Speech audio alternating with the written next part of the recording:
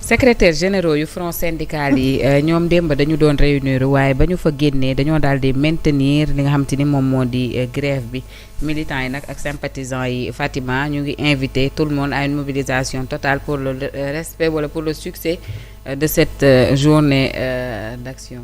fi Sénégal jaxasoo na. koo làmb day métti c'est bizarre ruq ba benn ruq seetlu. naan ci luy baax la rek benn ruq seetlu.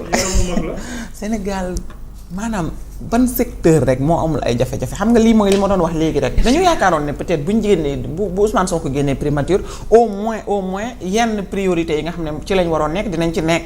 mais malheureusement lii dafay wane ne rek même gouvernement bi nga xamante ne ñoo ñëw après gouvernement bu Ousmane Sonko également ba tey amaguñu le temps. de voir exactement wala boog jublu exactement ci li nga xamante ne moom mooy priorité yi urgence il y a des urgences dans ce pays il y a des priorités dans ce pays mais il faut ñu bàyyi politique gu bari gi ça ne nous mènera nulle part fi ñu taxaw la ñuy taxaw Sénégal ngi róo na fi mu ne moom pax moo xam ne lañ dugg xamuñu ñaata mètre la wala ñaata kilomètre ci suuf et yaakaaroon naa ne centrale syndicale bi ñu waxtaanee peut-être ak gouvernement bi fi woon ca primature la waxtaan ba amee woon ñu def ko en direct ñëpp seetaan ko yaakaaroon naa ne seen ay revendication boobaak léegi gouvernement bi dina ci def ay jéego mais malheureusement boobu ba tey ñoom nee nañu am benn accord boo xam ne respecté nañ ko tey loolu moo andiwaat li nga xamante ne mooy seen ay mouvement d'humeur yi nga xam ne ñu ngi koy def si léegi nag gouvernement bu bees bi newoon naa leen ca début ba alaminuloo ba ñu ko tabbee newoon naa ko moom ak gouvernement am amuñu temps ils doivent se mettre automatiquement au travail. Gouvernement d'action rapide. merci si loolu lañ leen soxlaa en fait parce que dañoo fekk réew mi ci situation boo xam ne mais c'est du jaxasoo actuellement nag c'est du jaxasoo pëccaxoo mélangé gu métti actuellement la réew mi nekk il faut qu'ils se mettent au travail nañu bàyyi politique gi nañu bàyyi calcul élection yi ñëw nañu bàyyi parti bu ñuy defar rek coalition bu ñuy defaraat ak organisation gi ak xëcc ay transhumance loolu yoru réew.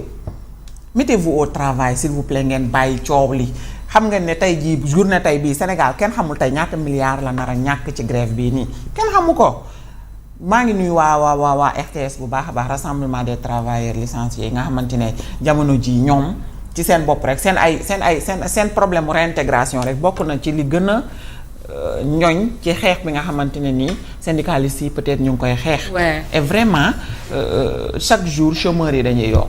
chaque jour chômeurs yi dañuy yokk. démb dégg nga bay di añ mu ne dinañu dem ci ay licenciements parce que mënatuñu tenir man je me dis que ni ñoom sax ay jàmbaar lañ comme que ñoo ngi tenir 2 ans et quelques boobaak léegi mais am na ñu nekk ci biir entreprise yi di liggéey kenn fayu leen. gisuñu salaire am na ñoo xam ne tey jii bàyyi nañ seen activité yëpp dellu seen dëkk yi toog. parce que mënoo toog Dakar say mbokk naan yaa ngi liggéey te liggéeyoo donc mbir yi moo jaxasoo il faut que vraiment gouvernement bi aussi ñu gaaw jublu si li nga xamante ne moom mooy urgence yi. encore une fois. réew mi yépp politique la. politique kese ku si jël parole sa au lieu nga wax si lu jëmale askan wi kanam. wala loo xamante ne lu ñuy yokkal la wala dara déedéet politique ngay waxtaane foog ñu bàyyi politique gi tam te liggéey. mais Momo le ministre de la fonction publique Mamadou Lamine Dianté àdduna ci moom nee na bañul sax wala waxul syndicalistes yi nañu bañ a grève waaye bu sañoon ñu. arrêter grève bi continuer li nga xamante ne ni moom moo di discussion yi pour trouver des solutions aux préoccupations des travailleurs mu mel ni moom itam le ministre de tutelle il veut aller vers le dialogue mais waa FSDT ñoo lànk ne dañuy woyal seen plan d'action.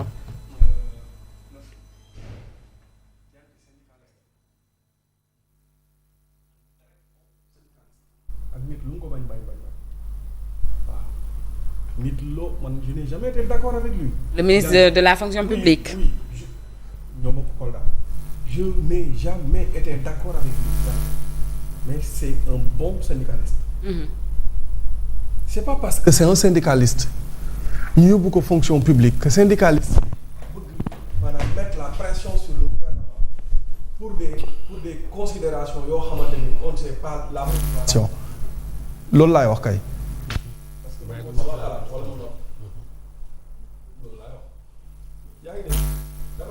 syndicalistes yi c'est pas parce que il y a un syndicaliste à la tête du ministère de la fonction publique que ñoom ñu bëgg a mettre la pression sur le ministère wala le gouvernement pour des considérations qu'on ne sait pas la motivation.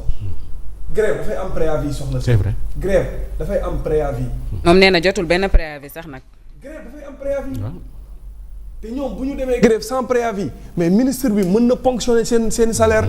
su ko defee après lan la ñuy wax. da koo dagg.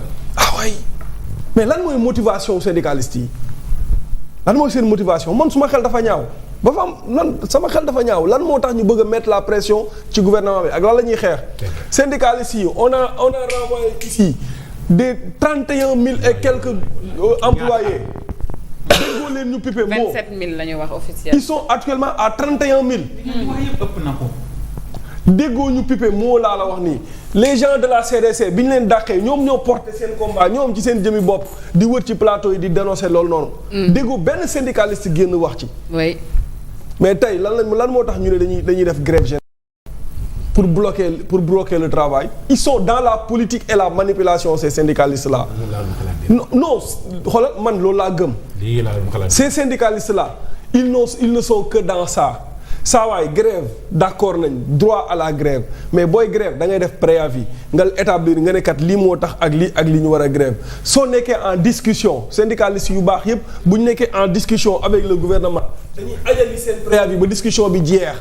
suñ amul li ñu bëgg ñu doogay passer à l'acte mais xëy rek nee nañu def grève générale yéen ñëpp ñëw leen sans préavis sans discussion sans rien du tout lan moo nekk ci suuf te kat xoolal gis nga au fur et à mesure ñuy dem ñu xam lan moo nekk ci suuf li ni mel semaine dernière sax Badara Sonko mu ngi may dégg Badara Sonko. correspondant bu Mbour mu ngi may dégg on en a parlé. Aline Badara yàgg na bi ñu ci waxee war na mat ay 2 ou 3 semaines yooyu noonu mu ni xoolal ñuy waxtaan ñu ne attends-toi à ce que fii ak ay fan yu néew ay semaines.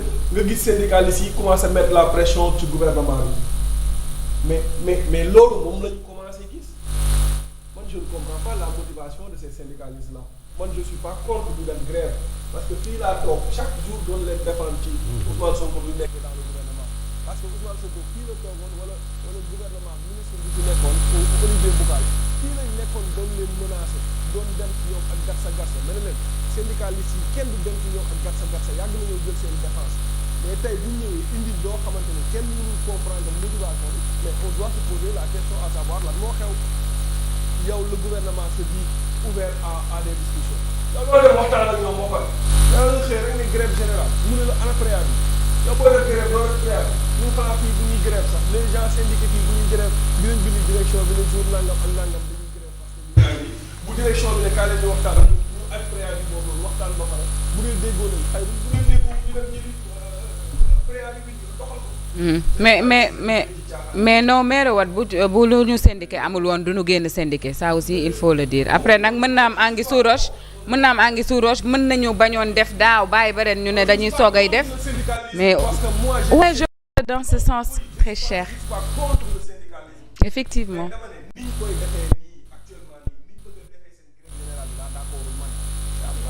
ouais tout à fait très bien.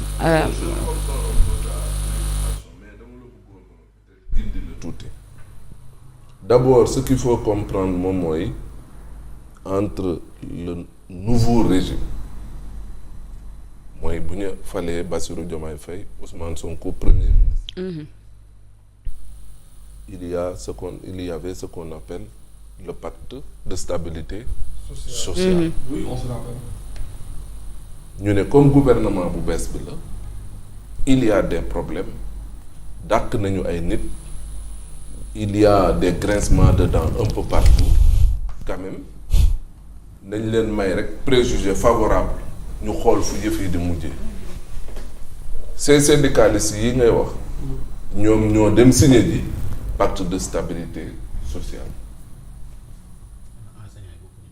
non c'est tout le monde pratiquement à part les kii moo demul. santé je pense santé demul il y avait les Mballo Dia Thiam ak yooyu. santé waaw mais ñëpp demoon nañ dem. loolu cela veut dire quoi pacte de stabilité sociale c'est égal à pacte de non-agression moom mooy lan mooy doo leen ñu sonn donc vous nous laissez le temps de pouvoir peut-être mieux comprendre li xew ci dëkk bi en vue de après ñu indi ci ay choses ci kaw loolu l'affaire a perduré pacte de stabilité bi di dem ba ren. pendant 2 ans. ba ren nañ tàmbali naan gaañ ñi luy jot na ça fait 2 ans ñu may leen et que jusqu'à présent. temps de grâce bi jeex na des travailleurs s'est empiré situation réew mi empiré wuñu fu mu nekk nii nag toog di xoole mënatul.